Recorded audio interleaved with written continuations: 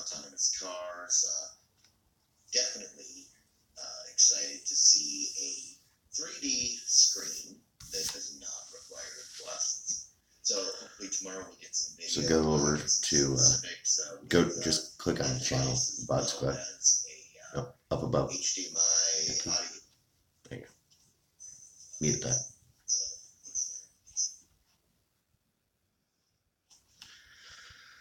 All right, so we are live.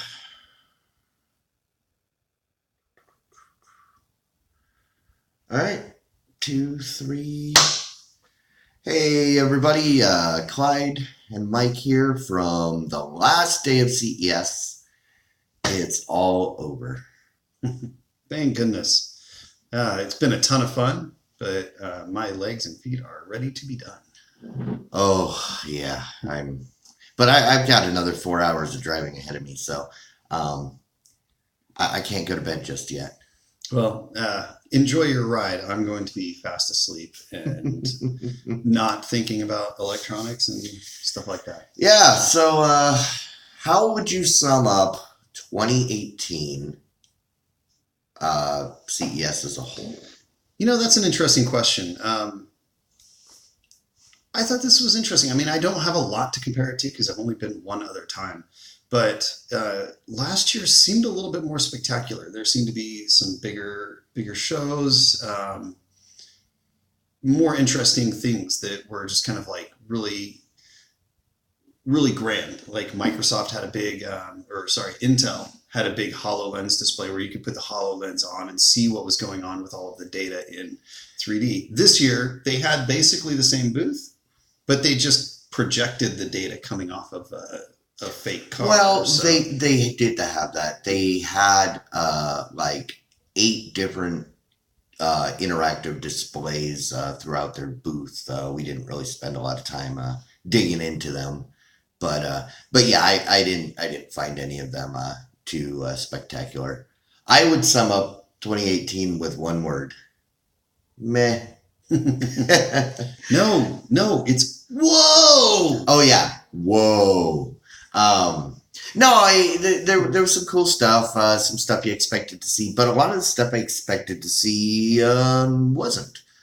We finally saw an 8K screen today. Yeah. And I don't even remember what company that was. Was it I think it was Huawei? Yeah, it was Huawei. And I mean, which didn't have an 8K screen last year. And the 2 companies that did have 8K screens last year were not showing them this year. So I don't know what's up with that. Yeah. Well, we did actually see one other. Well, we saw one that was advertised but wasn't there yet. Yeah. Which is the one one of the ones we'll talk about. That we did an interview with. Mm-hmm.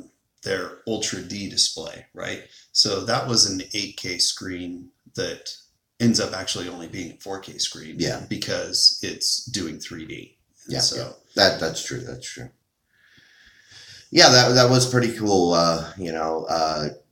For digital signage or home use, you can have 3D content without glasses, and you can fine tune it to your eyes because your seating position and your preference is not going to be the same as everybody else's. So that was pretty cool.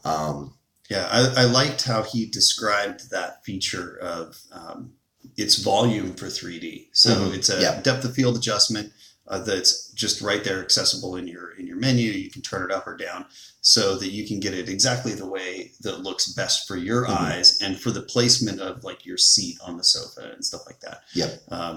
So that was actually a really cool feature. And once the guy tuned it in correctly, then it actually looked really amazing. All right. Rock on. Yeah. And then what else? There was a lot of VR stuff, but not like previous years. So I mean, there was some. What was that game that we were playing? It was a workout. But I mean, it was like essentially Voxel. That projected a game onto the wall, and then you wore special glasses. So it was more AR, and then it was it was basically active lens 3D, but they had sensors kind of like the Vive has, Yeah. so that it detected where you were and could triangulate actually really well. Yeah. I would say this, if last year was the year of VR, this is the year of AR. There was a lot of augmented reality stuff this year. So, yeah. Including, there was a company there that promises to be able to transfer your consciousness into living sleeve. Yeah, I mean, my personal favorite was that. I was ready to sign up right then and there and just get the body of my dreams. Absolutely. And then, you were going to be a woman, weren't you? Well, yeah, let's not talk about that. But that was really awesome. You get to go into the booth. You saw what the sleeves looked like, and they had one in a bag that you got to fondle. And you could touch it and actually feel the sleeve. They explained how the process worked, and they did a good pitch, and then crushed everybody's dreams when they said it was just an ad for Altered Carbon on Netflix. Yeah, it was actually really great. You saw the responses like pretty quickly, effectively immediately. Clyde and I knew exactly what was going on, but there were a lot of people that were pulled in. One lady was like, "When can we do this?" Oh no, she said, "Do you have a demo we can try?" Yeah, and you could see a couple of other people were a little kind of freaked out. Like they were like, "What is this person? This isn't possible. We can't be there yet." It was pretty fun. Yeah, it was. What else? There was. I think drones really took a backseat. They were very prevalent the last couple of years. This year, not so much, but there were some really cool drone stuff, but not anything that we would typically talk about here. They had a pretty decent amount of floor space and a variety. But the thing I would say is that from a drone perspective, they got bigger, and they added carrying capacity, and there's that one that can lift over 200 pounds. Right. And they also had things that would allow them to communicate. And there was actually a fair number of people that were, instead of making drones, they were making software for drones, for drone management and stuff like that. So that was kind of interesting. Again, not really our thing here, but it was kind of cool to see. Yeah, absolutely. I know you were really excited about that compact diving scooter. It was about yay big. Yeah, there was a little diving scooter that was just about the right size for two hands, and then like basically two little fans, and it could pull you around at, a fairly low speed, but as fast as you could swim. Yeah. So if you're lazy like me and you don't want to have to kick your feet, who cares if you're going slow? Yeah. There were a number of underwater drones as well. Yes. Underwater mapping drones. Yeah. Underwater mapping drones. And so that was neat. Yeah. We got lots of headphones.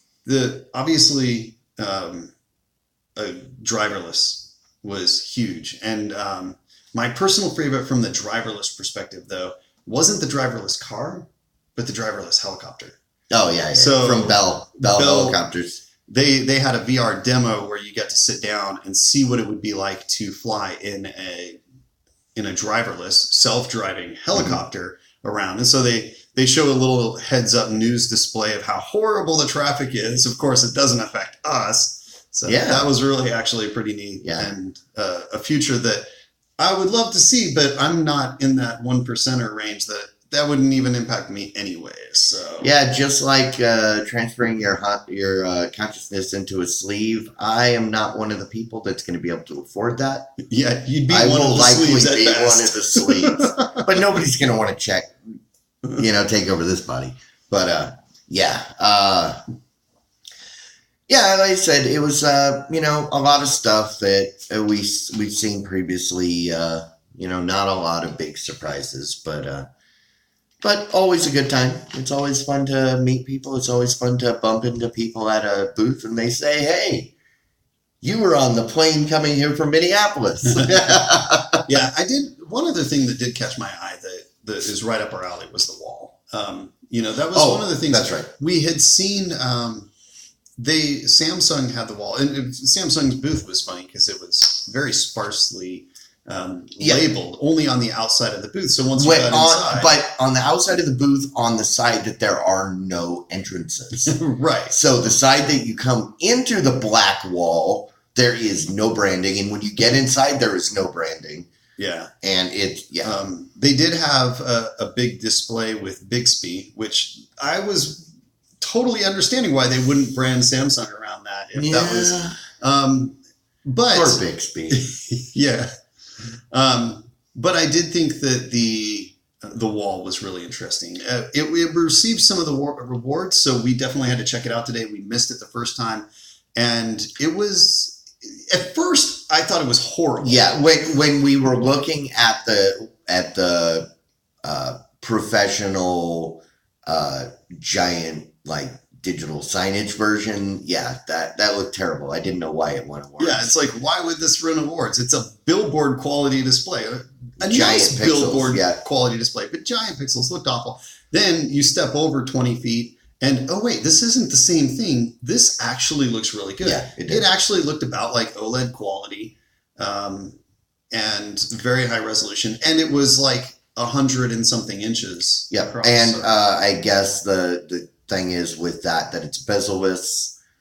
So essentially OLED, they call it micro LED, but you know how Samsung likes to rebrand things so that you don't know it's an existing technology. But it's unlike the LG and Sony products that we've seen previously.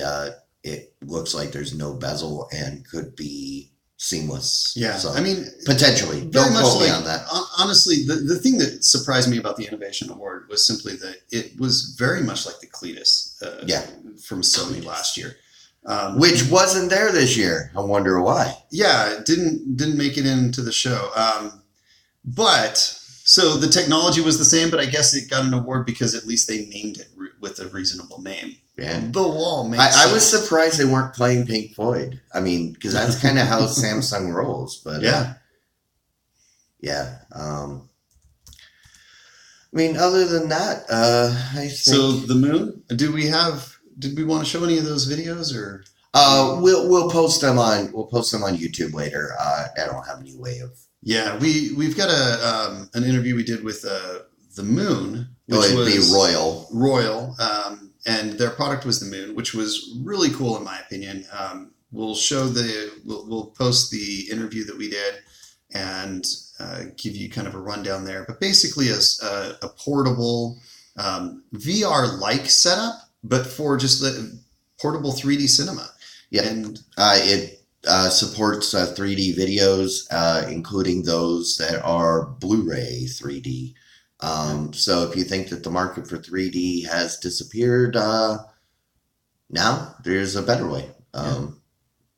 And unlike other VR or AR headsets, if you wear glasses, you can focus each eye individually to eliminate the need for those glasses. Yeah. So. That was really cool. It actually had a really good image and pretty darn good sound, and that it was all powered by a portable little device that could hold a modest amount of audio and video on it.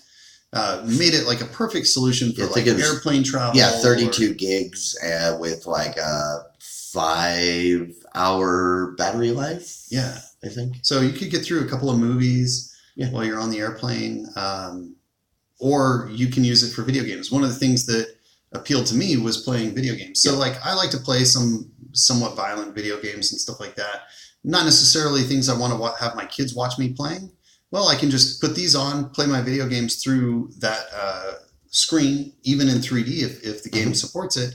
And nobody else has to experience what I'm experiencing. They don't have to see the violence, or even if they just don't want to watch it or listen to it, we can avoid that. So that's actually a really cool potential feature. It has a HDMI input, so anything that outputs through HDMI could go into that device and go directly into the mobile theater. Mm-hmm. So absolutely. Cool. All right. Well, anything any final thoughts before we shut this down? No, that was it. Those were the big things for me. All right, guys, thank you so much for checking in. I see that our other videos have gotten views, and that is awesome. Keep an eye out. We should have a couple videos coming to YouTube here in the next couple days. We got to travel, do some editing, get that stuff posted. But we will be back, normal day, normal time, Wednesday night, 9 p.m. Central on Twitch, and you can reach us at the VOD Squad on Twitter. And if you need anything, give us a shout. Until then, peace. I hate that.